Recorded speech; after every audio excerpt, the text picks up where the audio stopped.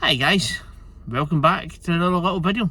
This is just a little short update, my usual little short updates that I normally do on the short form for the shorts, but I'm going to do a longer video for it because I've quite a bit to say, and it's more so just things that are rattling through my head at the moment. Now, if you're not aware, if I've not stated before, the Canon 1DX is starting to show shutter errors on it now. It happened when we were at Dempsey Darnley, and what happened was on the way back down I had the longer lens on. I was trying to do a couple of wildlife shots. I seen some birds that I thought was quite interesting, and when I was shooting them at the full frame rate, which is 12 with the autofocus, it kind of locked up on me and it was saying error, and I was like, I've not seen that before. But when you go into the settings and you go down to the system logs, it tells you how many times that log was registered. So it kind of bummed me out a bit, thinking this is it, it's the end of the 1DX, unfortunately for me. Now, I was exceedingly privileged to be able to have that camera. Now, what happened before, if you're unaware of the trade up, was I had a Canon 70D and I had a 5D Classic. I traded in the 70D plus a couple of different lenses that I had in order to get the 5D Mark III. I then shot with the 5D Mark III for a while, took some beautiful pictures of the Kelvin Grove art galleries with the Peregrine Falcons and with the Glasgow University as well. The Peregrine Falcons kind of bounce between those two buildings up in Glasgow. It's quite cool. It's actually, if you're ever up in Glasgow, to go and see it and witness it, especially this time of year when the birds start breeding, they will come back. And then someone popped up on my kind of recommendations for cameras. That pops up on, you know, a marketplace and things like that, and it was basically that they had a 1DX and they were looking to trade for a 5D Mark III, and I thought this is going to be my only chance to ever step up to a proper full body pro grade camera. And so we done the trade, and it was great. I really enjoyed the camera, but I've never had anything like that before in my life. I've always just had, you know, kind of your 70D based cameras was probably the first semi-pro body that I'd ever bought myself.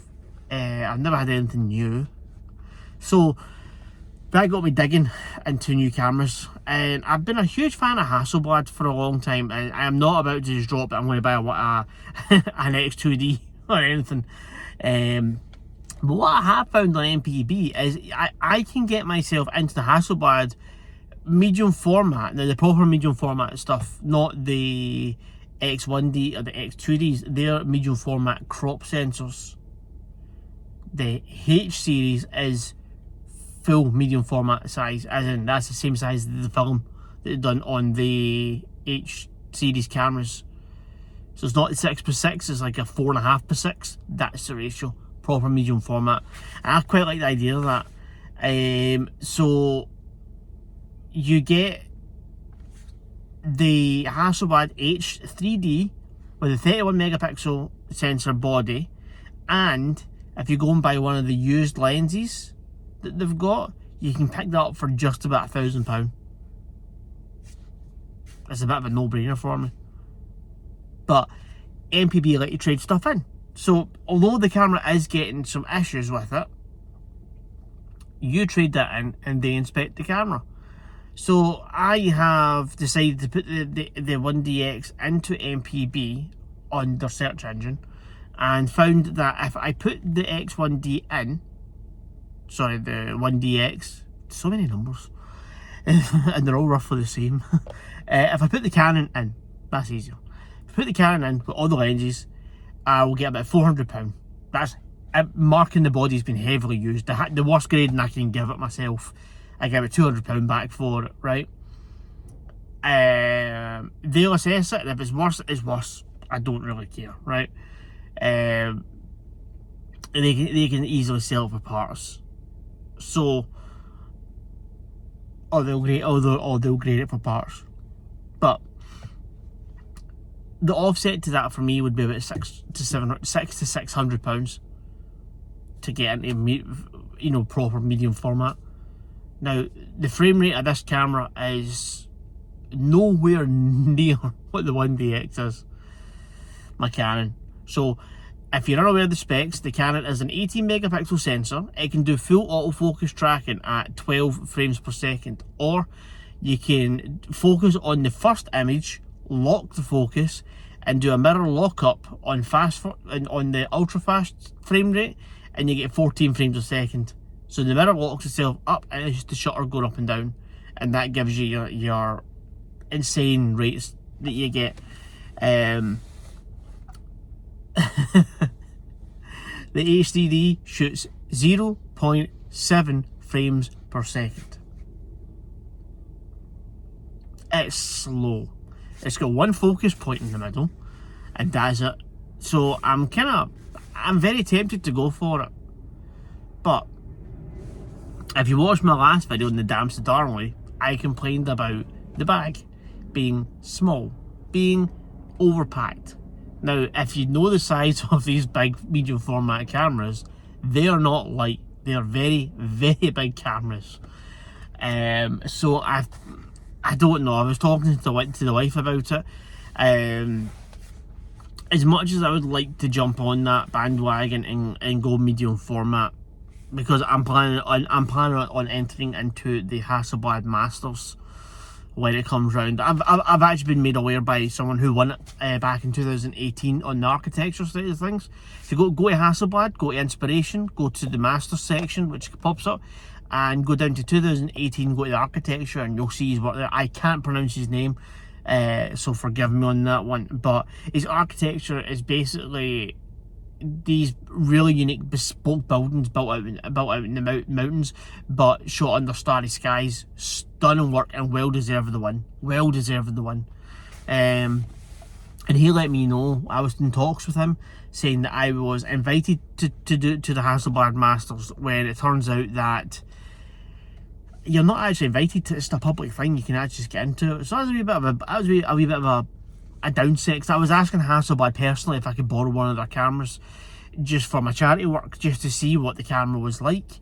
You know, maybe an express release one for about, you know, a few weeks, and then send it back to them just to have a shot of medium format. But they basically said, unfortunately, what you're doing, your channel's too small, we're not interested at the moment, but we invite you to the Hasselblad to the Hasselblad Masters next time it comes around. And I thought, oh, that's a personal invitation. That must be what you need. They must like the work I'm putting out, because they seen different pictures to what I've ever posted. So that's one of the things that I thought. They've seen different pictures, different quality of pictures from what I post. Ones I keep personal to myself. Maybe I'll make them available. I don't know yet.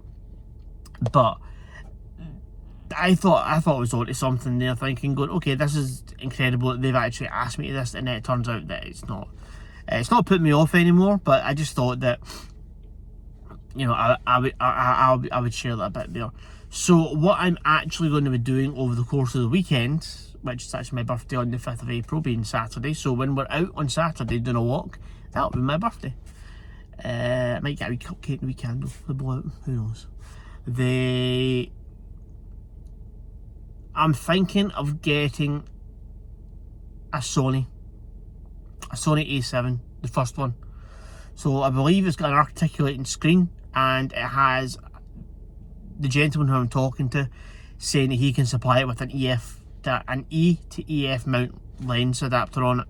So that would allow me to get rid of the Canon body that I've got in and out, and buy a replacement body that will be smaller and probably be easier in the bag for me.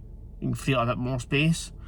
But also someone in Ayr, so he's based out in Glasgow, and someone out in Ayr is selling the original kit lens that used to go in that camera, so that'll be the 28 to 70.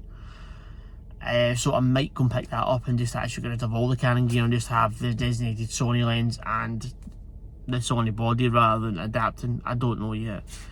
But if I do take him up on the offer with the adapter, I'll probably keep the 50mm f1.8, because that will allow me to at least get some a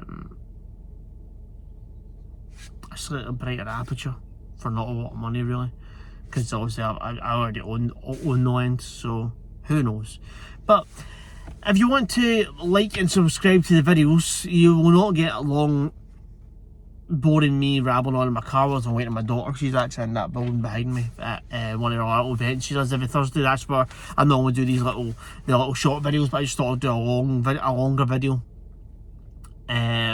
But I'd like to know your thoughts on the comments below. Would you go for an old Hasselblad system if you were given the opportunity?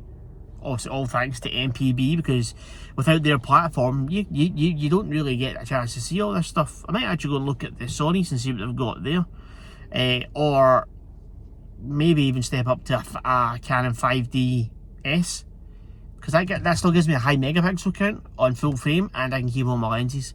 They're selling for about 500 to 600 at the moment as well. So I don't know. I really don't know what to do. I'd like to know your thoughts below. So let me know below. Would you go Hasselblad if you had the chance? So let's just make it an easy £1,000 to spend without the trade-ins or anything, right? Would you go full Hasselblad and have the 8mm lens with a medium format body, or would you go down the route of getting the 5DS or the 5D SR? The SRs are about £900 at the moment, so that brings up to about £1,000. Or for that sort of money, do you find like a used Canon RP with a kit lens on it and go fully mirrorless for that sort of money? I'd be really interested to know. I don't mind taking things slower. I've actually considered getting an old Canon 5D again. I quite like what the 12 megapixels put out. Beautiful files, by the way. See if you can pick one up for under 150 and you're a Canon shooter, get one. Just go for it. Try it. It's amazing. So please like, subscribe to the videos, and I will see you on Saturday. Cheers for now.